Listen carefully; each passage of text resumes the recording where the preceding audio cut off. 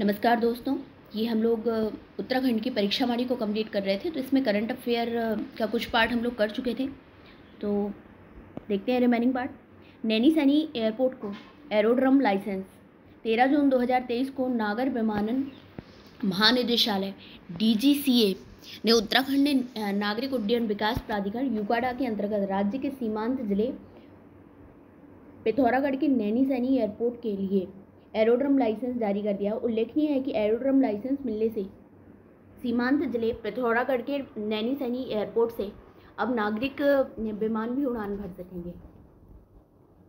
भारत मालदीव का संयुक्त सैन्य अभ्यास। तो भारत सेना और मालदीव राष्ट्रीय रक्षा बल के बीच 11 से 24 जून 2023 तक उत्तराखंड के चौबटिया में होने वाले संयुक्त सैन्य अभ्यास एक्स-एक्वेरियन के 12वें संस्करण का आगाज हो गया है। ध्यातव्य है कि मित्र अर्थ वाला एक्वेरियन भारत और मालदीव में वैकल्पिक रूप से आयोजित होने वाले एक द्विपक्षीय वार्षिक अभ्यास है। उल्लेखनीय है कि इसका 11वां संस्करण दिसंबर 2021 में मालदीव में आयोजित किया गया था। NDA और CDS प्रारंभिक परीक्षा हेतु सहायता।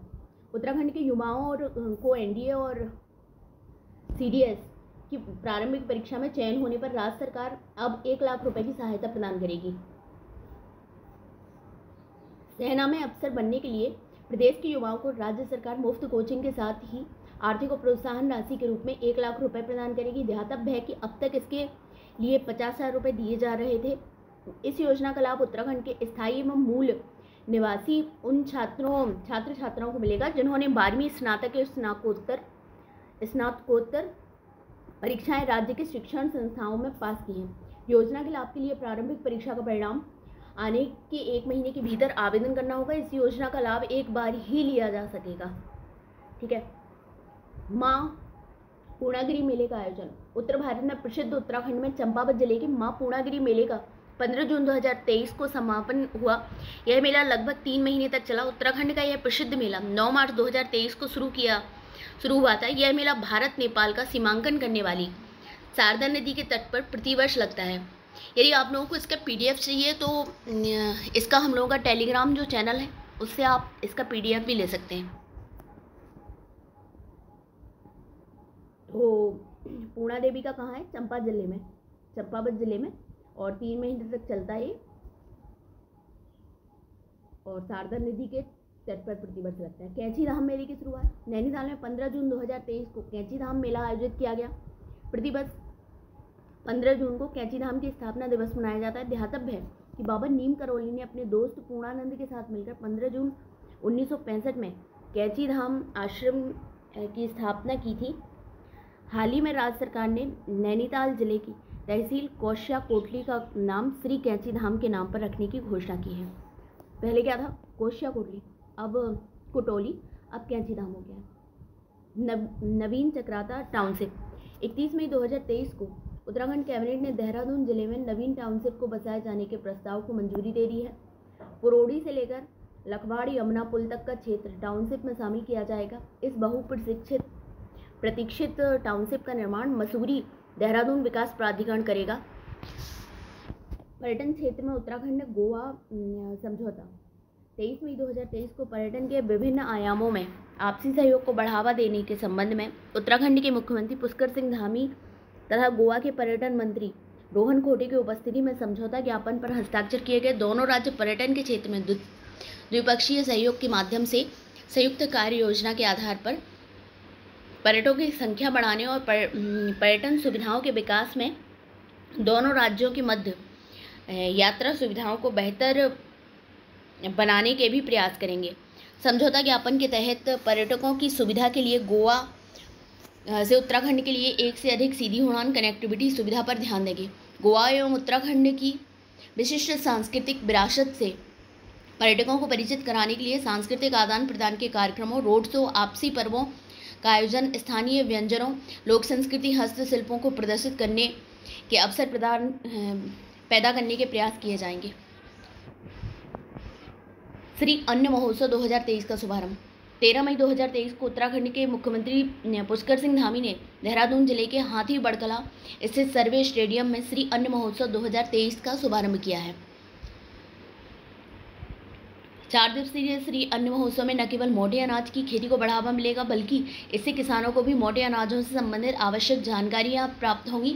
उल्लेखनीय है कि देश में वर्ष 2023 को मिलेट्स ईयर के रूप में मनाया गया था और भारत के प्रस्ताव पर संयुक्त राष्ट्र संघ ने 2023 को अंतर्राष्ट्रीय मिलेट्स वर्ष घोषित किया था। सोमनाथ मेला मासी 2023 8 मई 2023 को उत्तराखंड के मुख्यमंत्री पुष्कर सिंह धामी ने ऐतिहासिक सोमनाथ मेला मासी 2023 में प्रतिभाग करते हुए सोमनाथ मेले को 5 लाख रुपए प्रदान करने की घोषणा की। उल्लेखनीय है कि सोमनाथ मेले का आयोजन कुमाऊं मंडल के अल्मोड़ा जनपद की तहसील रानीखेत के मासी नामक गांव में रामगंगा नदी के उस पार स्थित सोमेश्वर महादेव के मंदिर के सामने नदी तट पर होता है। इसका प्रारंभ बैसाख के अंतिम रविवार को होता है। पहले सत्र के मेले को सल्टिया मेला कहा जाता है। इसका मुख्य आकर्षण बैसाख के अंतिम सोमवार को सोमनाथ के मंदिर के सामने रामगंगा के इस ओर के तट पर नदी में पत्थर फेंककर पानी उछालने की प्रतियोगिता होती है। तुंगनाथ मंदिर राष्ट्रीय स्मारक घोषित हो गया। 6 मई 2023 को उत्तराखंड के पुरातत्व विभाग के प्रभारी अधिकारी देवराज सिंह रौतेला ने पंच केदारों में से तृतीय केदार तुंगनाथ मंदिर को राष्ट्रीय स्मारक घोषित किया जाने की जानकारी दी है। ज्ञातव्य है कि राज्य के रुद्रप्रयाग जिले में तुंगनाथ मंदिर एशिया से समुद्र तल से सबसे ऊंचाई 12,800 फीट पर स्थित शिवालय है। उल्लेखनीय है कि प्राचीन मंदिर तुंगनाथ को राष्ट्रीय महत्व का स्मारक घोषित करने के लिए केंद्र सरकार ने 27 मार्च 2023 को अधिसूचना जारी की थी। Fresh face of Bollywood award तो उत्तराखंड की प्रसिद्ध अभिनेत्री, फिल्म निर्माता और सामाजिक कार्यकर्ता डॉक्टर आरुषि निशंक को दुबई में ग्लोबल इंस्पिरेशनल अवार्ड और फिल्म और फैशन फेस्टिवल में शेख याकूब अली और HI आरिफा अल फलाही की ओर से फ्रेश फेस ऑफ बॉलीवुड के रूप में सम्मानित किया गया है। ध्यातव्य कि यह अवार्ड आरुषि निशंक को बतौर एक्ट्रेस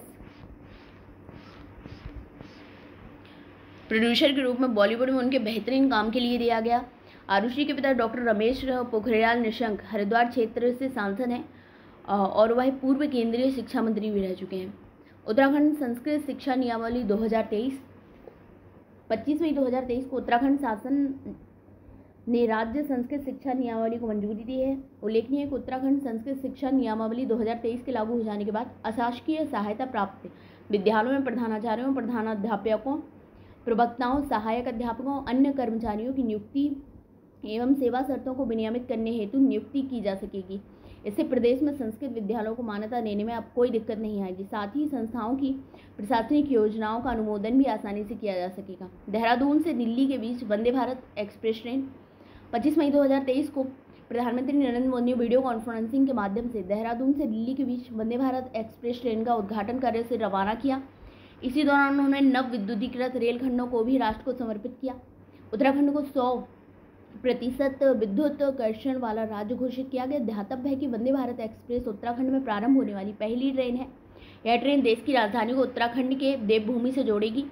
स्वदेशी कवच तकनीक सहित उन्नत सुरक्षा सुविधाओं से लैस नई वंदे भारत एक्सप्रेस देहरादून से दिल्ली के बीच की दूरी 4.5 घंटे में तय करेगी। राष्ट्रीय होम्योपैथिक सम्मेलन होम्योकॉन 2023 तो 14 मई 2023 को राज्य के देहरादून स्थित दून विश्वविद्यालय में राष्ट्रीय होम्योपैथिक सम्मेलन होम्योकॉन 2023 का शुभारंभ किया। उल्लेखनीय है कि भारत में पारंपरिक चिकित्सा प्रणाली को बढ़ावा देने के लिए प्रधानमंत्री नरेंद्र मोदी ने वर्ष 2014 से अलग से आयुष मंत्रालय का गठन किया था। विश्व स्वास्थ्य संगठन द्वारा होम्योपैथी को विश्व की दूसरी सबसे बड़ी प्रचलित चिकित्सा पद्धति माना जाता है। BRO द्वारा पहली बार कैफे की शुरुआत तो 7 मई 2023 को सीमा सड़क संगठन BRO के 64वें स्थापना दिवस पर रक्षा राज्य मंत्री अजय भट्ट ने चमोली जिले के पांडुकेश्वर में BRO के पहले कैफे का वर्चुअली उद्घाटन किया। ध्यातव्य है कि बद्रीनाथ हाईवे पर स्थित यह पहला कैफे है जिसका संचालन BRO द्वारा किया जाएगा। इसमें बद्रीनाथ धाम और हेमकुंड साहिब की यात्रा पर आने वाले तीर्थयात्रियों के लिए भोजन की बेहतरीन सुविधा दी जाएगी। उत्तराखंड का माणा अब देश का पहला गाँव 24 अप्रैल 2023 को उत्तराखंड के चमोली जिले में भारत चीन सीमा पर बसे सीमांत गांव माणा के प्रवेश द्वार पर सड़क संगठन की ओर से देश के अंतिम गांव के स्थान पर पहले गांव का साइन बोर्ड लगा दिया गया। उल्लेखनीय है कि 21 अक्टूबर 2022 को माणा में आयोजित कार्यक्रम में प्रधानमंत्री नरेंद्र मोदी ने माणा गांव को भारत के अंतिम गांव की बजाय देश का पहला गांव कहा था। उन्होंने कहा सीमाओं पर बसा हर गांव देश का पहला गांव कहलाएगा। ध्यातव्य है कि भारत चीन सीमा से लगभग 24 किलोमीटर की दूरी पर स्थित उत्तराखंड का माणा गांव समुद्र तल से 32-19 मीटर की ऊंचाई पर स्थित है। गंगा समग्र अविरल गंगा निर्मल गंगा कार्यक्रम 16 अप्रैल 2023 को उत्तराखंड के मुख्यमंत्री पुष्कर सिंह धामी ने गंगा समग्र अविरल गंगा निर्मल गंगा कार्यक्रम का शुभारंभ किया। अविरल गंगा निर्मल गंगा अभियान के तहत गंगा को स्वच्छ रखने के लिए कार्य किए जा रहे हैं।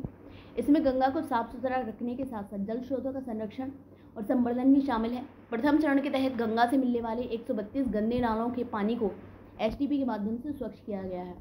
ए हेल्प कार्यक्रम की शुरुआत 13 अप्रैल 2023 को उत्तराखंड के मुख्यमंत्री पुष्कर सिंह धामी ने survey of India auditorium Dehradun में राज्य में ए हेल्प पशुधन उत्पादन स्वास्थ्य विस्तार के लिए मान्यता प्राप्त एजेंट कार्यक्रम का शुभारंभ किया। ए हेल्प मतलब A help accredited agent for health and extension of livestock production. कार्यक्रम के अंतर्गत प्रशिक्षित ए हेल्प कार्यकर्ता पशुओं में विभिन्न संक्रामक रोगों की रोकथाम करने राष्ट्रीय गोकुल मिशन के अंतर्गत कृत्रिम गर्भाधान पशुओं को टैगिंग और पशु बीमा में अपना महत्वपूर्ण योगदान देंगे। उल्लेखनीय है कि पशुपालन और डेयरी विभाग ने ग्रामीण विकास विभाग सरकार के अंतर्गत आने वाले राष्ट्रीय ग्रामीण आजीविका मिशन के साथ एक समझौता ज्ञापन में हस्ताक्षर करके इस नई पहल की शुरुआत की है। प्रदेश का पहला हेल्थ एटीएम 6 अप्रैल 2023 को राज्य सचिवालय भवन देहरादून में प्रदेश का पहला हेल्थ एटीएम घोषित किया गया है। ज्ञातव्य है कि हेल्थ एटीएम के जरिए एक बूंद खून से 30 सेकंड के भीतर स्वास्थ्य संबंधी 72 तरह की जांच की जाएंगी। उल्लेखनीय है कि राज्य की चारधाम यात्रा में देश दुनिया से आने वाले पर्यटकों को बेहतर स्वास्थ्य सुविधाएं देने के लिए यात्रा मार्गों पर हेल्थ एटीएम स्थापित किए जा रहे हैं। G20 विज्ञान सलाहकार सम्मेलन 29 मार्च 2023 को G20 मुख्य विज्ञान सलाहकार गोलमेज सम्मेलन की पहली बैठक रामनगर उत्तराखंड में आयोजित की गई थी। तो रामनगर और इसके अलावा कहाँ पे नरेंद्र नगर में भी हुई थी। ठीक है, जिसमें विज्ञान एवं प्रौद्योगिकी से जुड़े पारस्परिक हित के वैश्विक मुद्दों पर गहन चर्चा हुई। उल्लेखनीय है कि G20 CSAR भारत की G20 अध्यक्षता के तहत एक प्रमुख कार्यक्रम है जिसका नेतृत्व भारत सरकार के प्रधान वैज्ञानिक सलाहकार का कार्यालय कर रहा है। उत्तराखंड खेल पुरस्कार 24 मार्च 2023 को उत्तराखंड के मुख्यमंत्री पुष्कर सिंह धामी ने देहरादून में आयोजित खेल पुरस्कार समारोह में राज्य की खेल प्रतिभाओं को वर्ष 19-20, 20-21 और 21-22 के लिए देवभूमि उत्तराखंड खेल रत्न, देवभूमि उत्तराखंड द्रोणाचार्य पुरस्कार और लाइफ टाइम अचीवमेंट पुरस्कारों से पुरस्कृत किया। देवभूमि उत्तराखंड खेल रत्न पुरस्कार किसमें आया है, किनको दिया गया? लक्ष्य सेन बैडमिंटन के और चंदन सिंह एथलीट हैं। ये 19-20 और 20-21 के लिए दिया गया है। 19-20 के लिए लक्ष्य सेन है और 20-21 के लिए चंदन सिंह।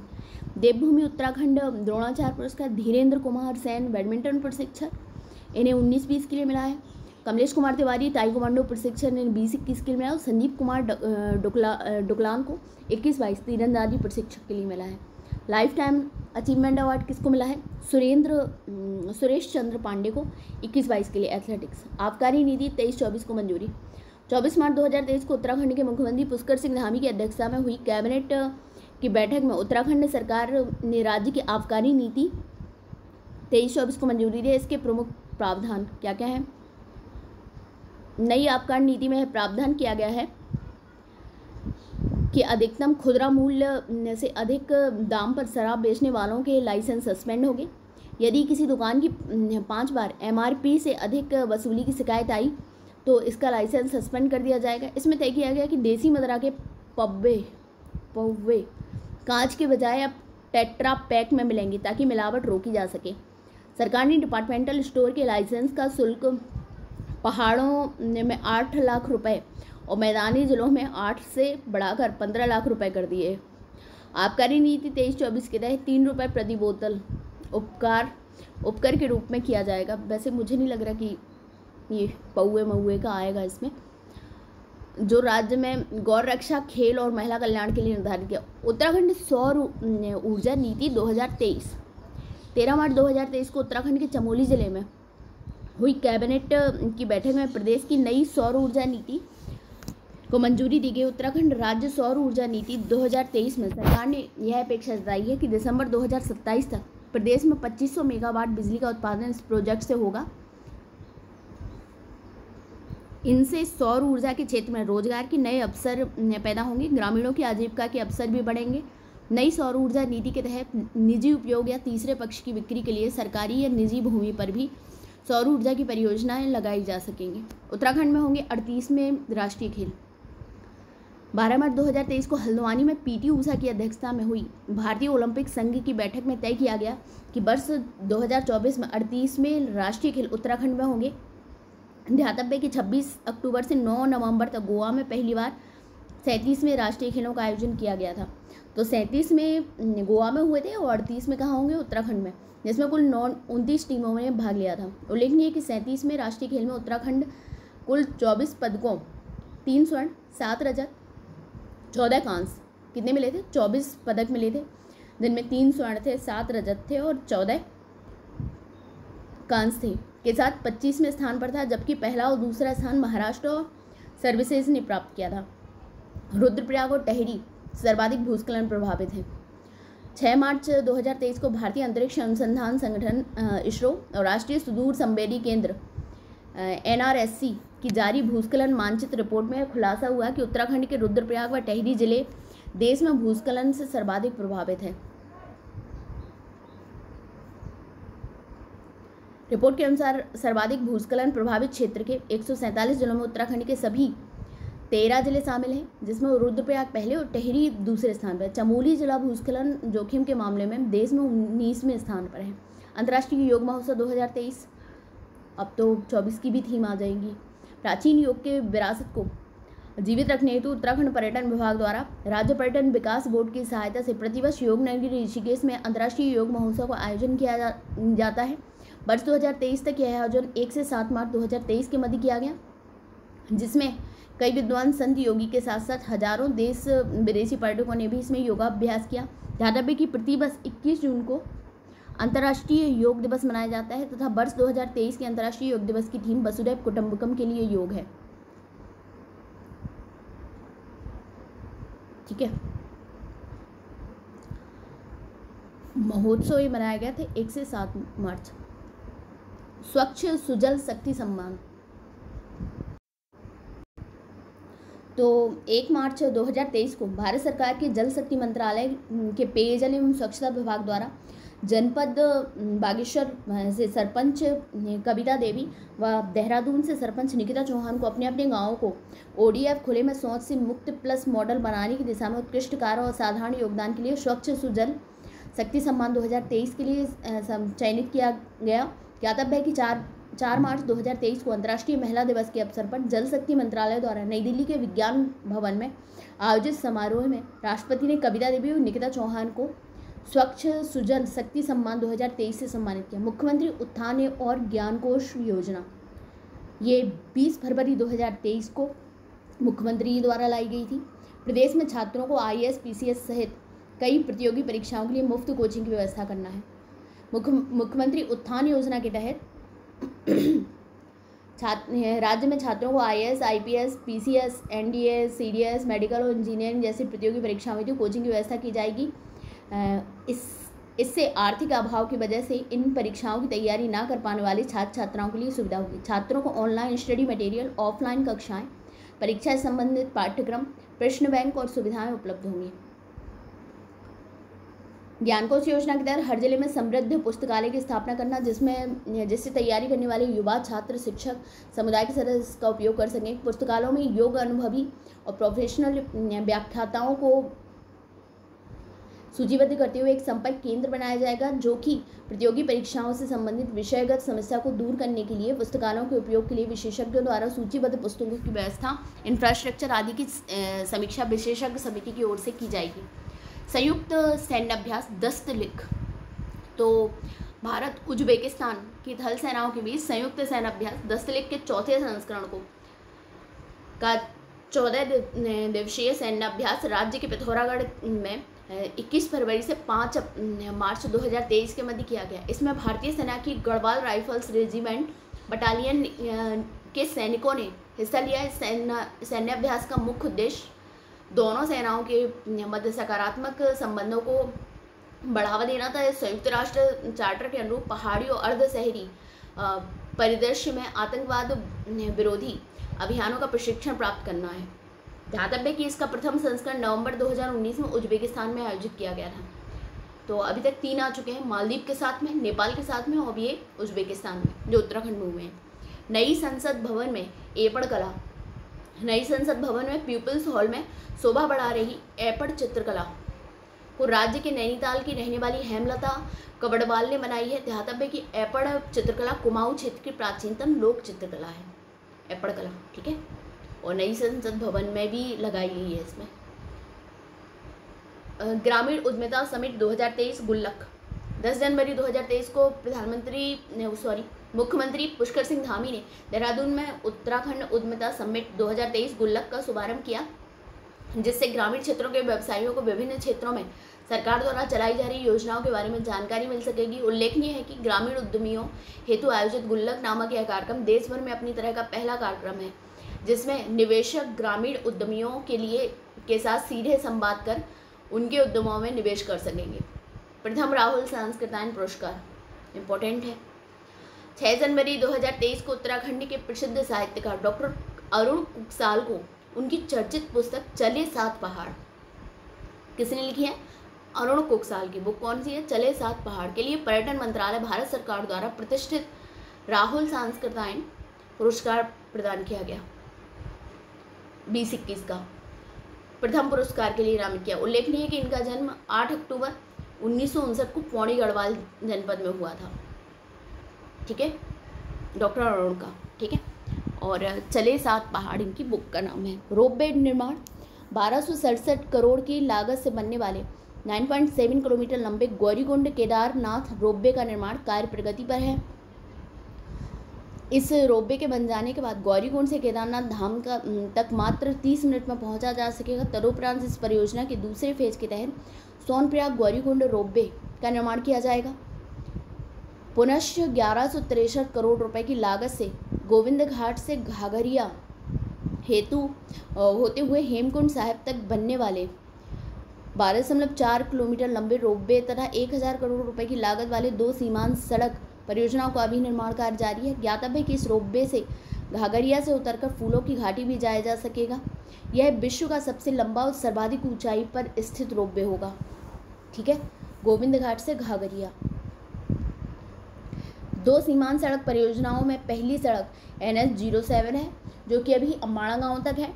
माणा गांव तक कौन सी है? NH07 का विस्तार माणा पास तक किया जाएगा, जबकि दूसरी सड़क जोशीमठ से मलारी तक बनाई जाएगी, जो कि NH107 भी है। SEIAA व SEAC का गठन केंद्रीय पर्यावरण वन एवं जलवायु परिवर्तन मंत्रालय द्वारा 19 अक्टूबर 2022 को राज्य स्तरीय पर्यावरण प्रभाव आकलन प्राधिकरण शिया state environment impact assessment authority व राज्य स्तरीय विशेषज्ञ मूल्यांकन समिति स्टेट एक्सपर्ट अप्रेजल कमेटी शियाक का गठन किया गया था। उल्लेखनीय राज्य की छोटी छोटी परियोजनाओं के लिए भी केंद्रीय पर्यावरण वन व जलवायु मंत्रालय से अनुमति लेने की अनिवार्यता के कारण परियोजनाओं में काफ़ी विलंब होता था।